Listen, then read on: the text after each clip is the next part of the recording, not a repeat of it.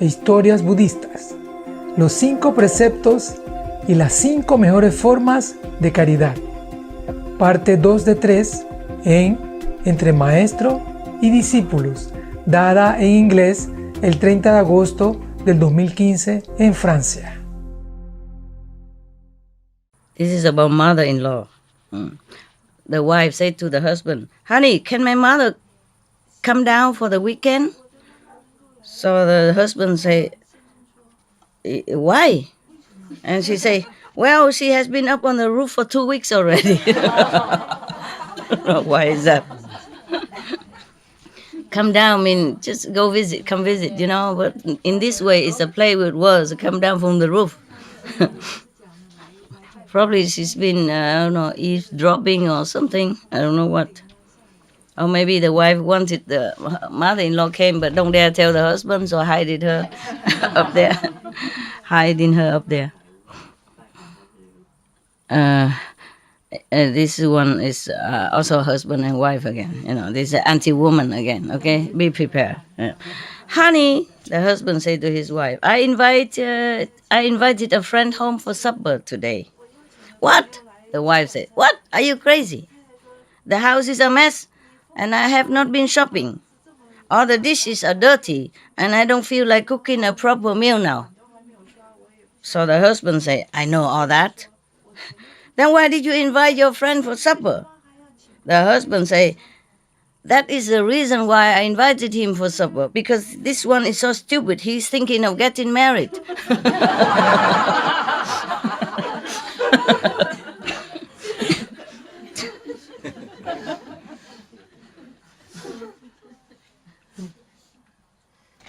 I think other thing I already told you, so just in case you didn't hear.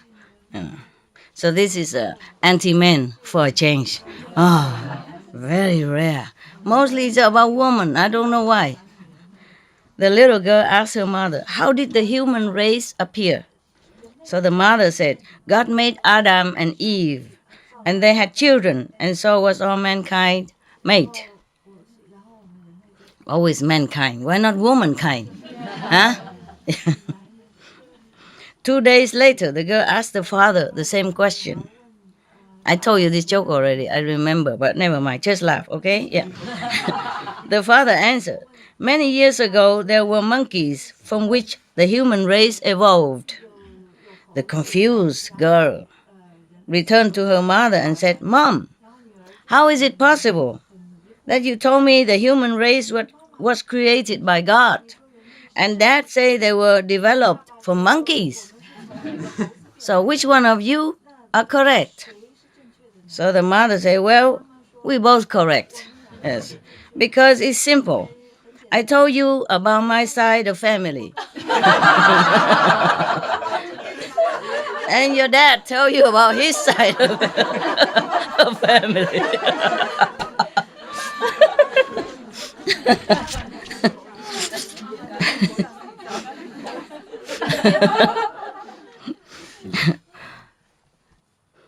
This man said to his friend, you never believe what happened last night. So the friend said, well, tell me, what happened? So the first man said, last night the doorbell rang, and when I opened the door, there was my ex-mother-in-law on the front porch. She asked me, can I stay here for a few days? And I said to her, yes, of course, you can, and shut the door. Stay here, you know, outside. Okay.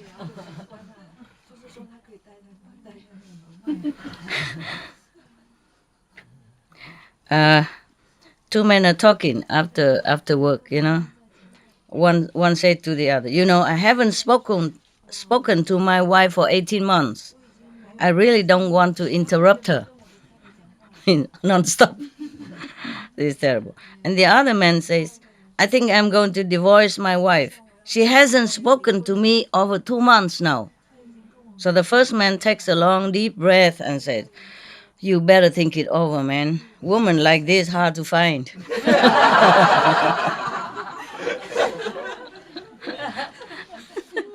Oh, terrible.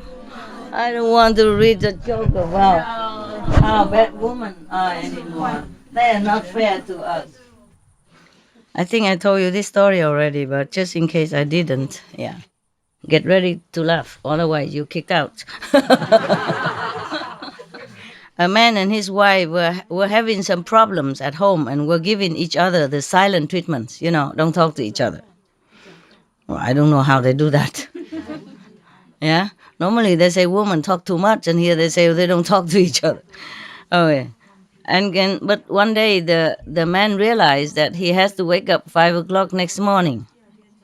So he would need his wife to wake him up, because normally other things don't work, he don't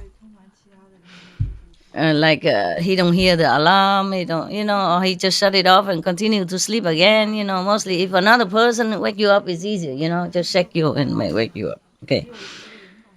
But he doesn't want to be the first one who talk. You know what I mean? Because if you don't talk, I don't talk. So both of them are waiting. Who is the first one who lost? You see, so he doesn't want to be the first one who break the ice. So he wrote a piece of paper, saying, "Put it on the fridge. Please wake me up tomorrow at 5 o'clock." Yeah, and then he put it on the fridge where he knows his wife will see it.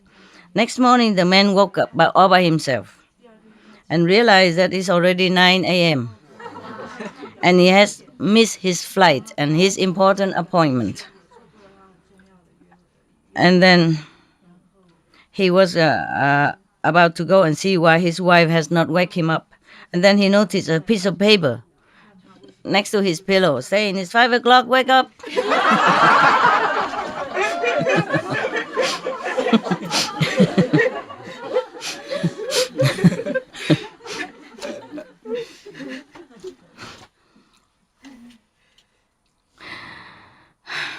A man was telling his friend that he went home yesterday to find his wife had left, and she wrote a note on the fridge for him.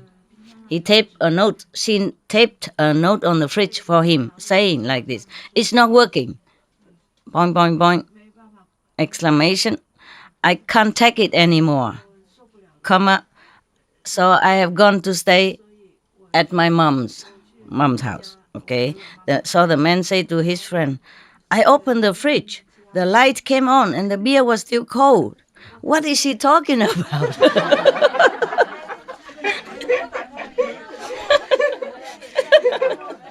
You don't get it. In Chinese, you don't understand? Understand or not? If not, you have to go behind there and listen to the translation. He thinks she's talking about the fridge. It's not working. I can't stand no more. I go. I said, "But the beer is still cold. The fridge is still working. What is she talking about?" Yeah, lucky, huh? Men are lucky. They don't capish anything. Ignorance is bliss.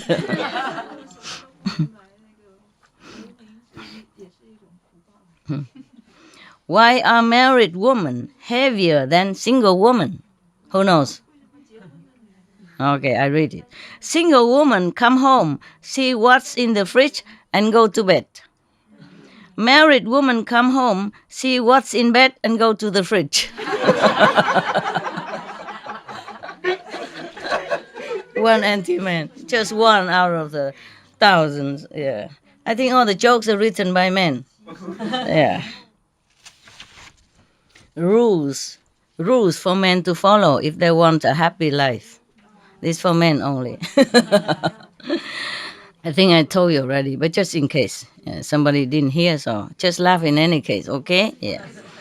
Number 1, there are 5 rules for men to follow. If you want to be happy, listen carefully. Number 1, it's important to have a woman who helps at home, cooks from time to time, cleans up, and has a job, by herself. Yeah. Number 2, it's important to have a woman who can make you laugh. Yeah. Number 3, it's important to have a woman who you can trust and doesn't lie to you. Number 4, it's important to have a woman who is affectionate and likes to be with you. Number 5, and finally, it's very, very, very, very, very important that these four women do not know each other. Otherwise, otherwise you are dead man.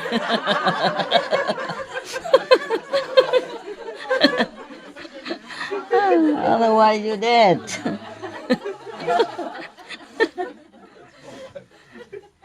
Very important.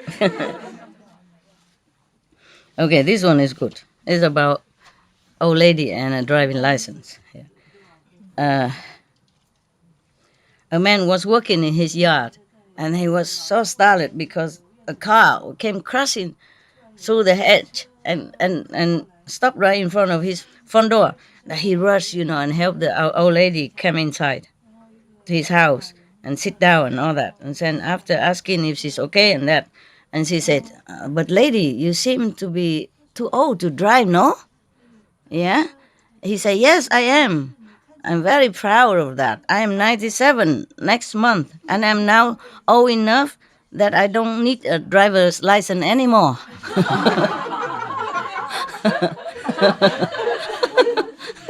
Okay? But the man was puzzled, but why do you say it like that? Everybody needs a driver license. And he said, no. Last time I went to general checkup with my doctor, and he asked if I have a driver's license. I said yes, and then I handed it to him to check, and then he used a scissor and cut it off into pieces and throw it in the garbage can. And then he said to me, "You won't need this anymore." So I thanked him and I left. Too old. The doctor worried. But she was thinking, okay, if the doctor says so, he drive without license. Understand now? Yeah. A man walking in the desert for a long time, has no more water left, and very, very desperate, almost dying of thirst already. So he saw something in the long distance. He was hoping for something, for water. So he kept staggering and over there. And then when he went there, he saw a small booth selling Thai. You know, man Thai? Yeah. And he asked him, "Do you have any water?" Yeah. So the seller of the Thai said, "Sorry, no, but I have Thai, only $5 each." So the man said, "I should kill you. I need water. What the heck I want to do with your Thai? But I have to save my energy. So to find the water, can you show me where to find the water?" So the Thai seller say, "Okay, you walk straight ahead, turn right, turn left, etc. And then there you will find a restaurant. There, of course, they have water, ice cold water. You can drink as much as you want. Yeah, even though you threaten my life, but I show you I'm bigger than that. Noble." So, okay, the desperate man stagger away over the hill and go to find the restaurant. Several hours later, he crawled back, almost dead. And the old man said, "Did you find the restaurant? You didn't? You didn't have water?" So the man said, "Yes, but they won't let me in without a tie."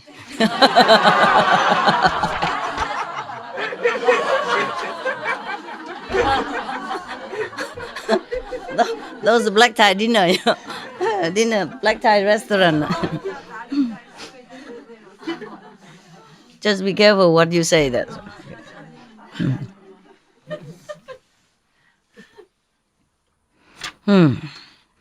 Read your story, yeah? Or are you sleepy already? No. Not boring, no? No. Cha. I hope you've been meditating today. Right? Have you? Yes. Yeah? Sometimes, yeah? And then you hear, "Oh, okay, master is coming," or something.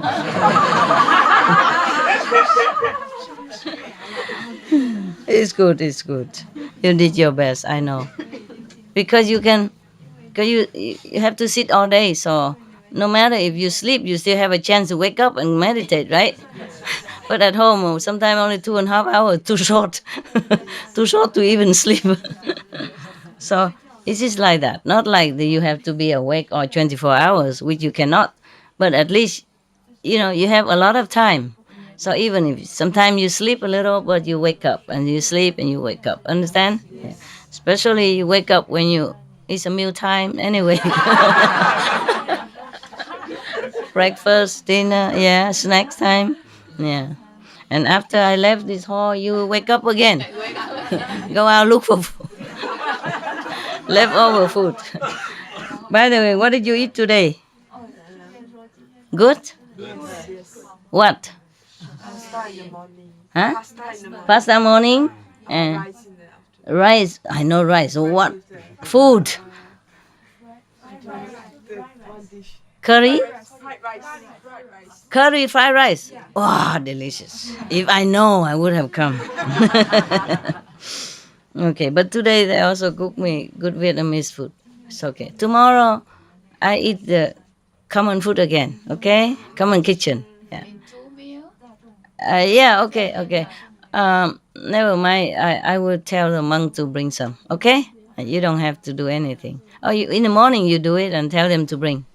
Okay. And if dinner, if you want to put, then just put in a lunch box. Simple. Okay. Yeah.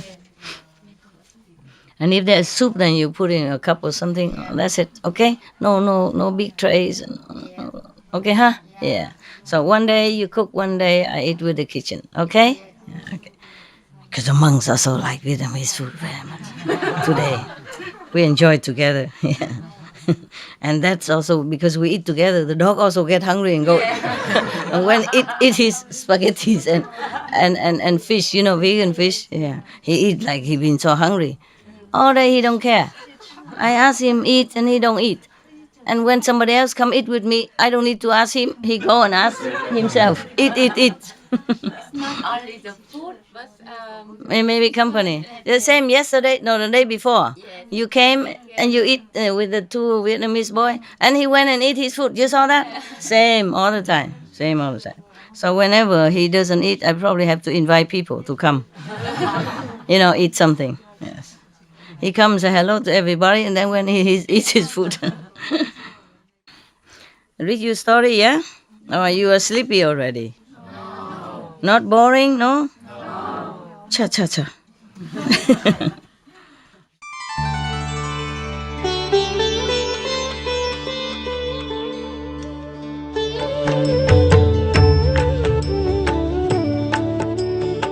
According to Buddhism and the believer and tradition, when you read sutra and all that, you have to put on incense, flower, and bow to the sutra first and thank all the Buddhas and Bodhisattvas in 10 directions, all respectfully, before you read it, okay?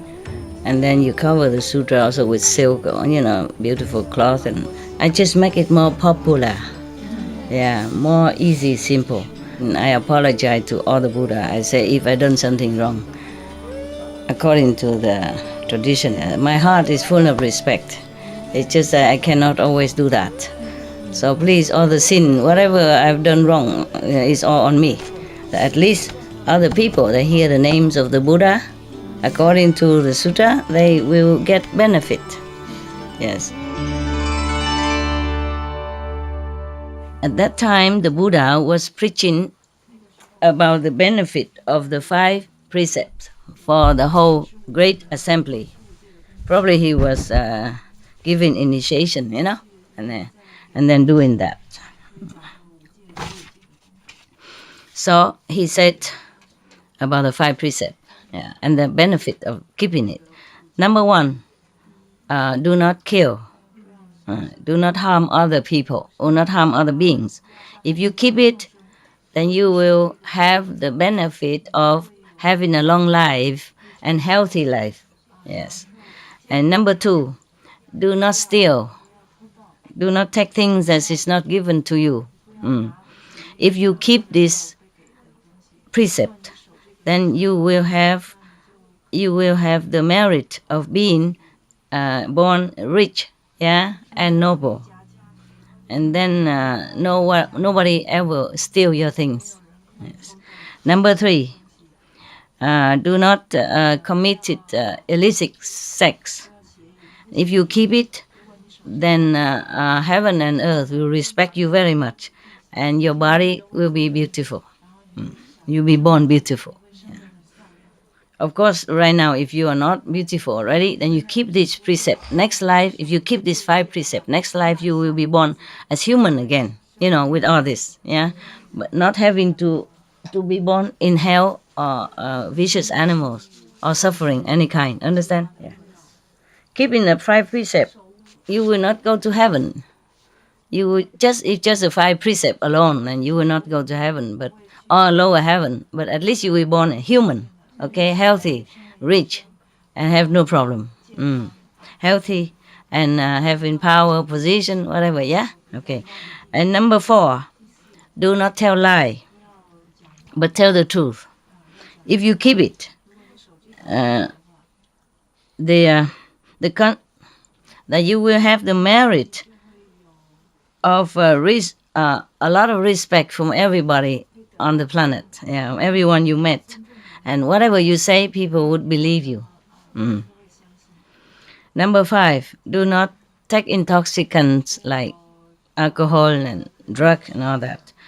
If you keep this precept, the merit you get is intelligence. Yes. Okay. So every cause have a consequence. Yeah. So he was preaching about the 5 precepts. Why you have to keep it? Probably initiation. Must have to keep the 5 precepts.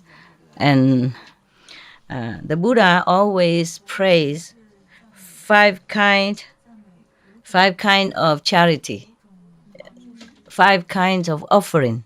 Yes. Which gives the offerer immense merit, life after life, not just one life. Okay. What is the 5? Number 1, the first one is if you make offering or charity to someone who came from far away. Oh, the person who came from far away means he is really in need. Yeah, even if he has money, he will not know where to buy food yet. He don't know where the restaurant is. He doesn't know where to get the water, etc. So if you make offering to these people or give something, necessity to these people from far away, stranger to your village, that's number 1. Good merit, immense merit. That's the topmost. One of the 5 topmost. Yeah. And then number 2,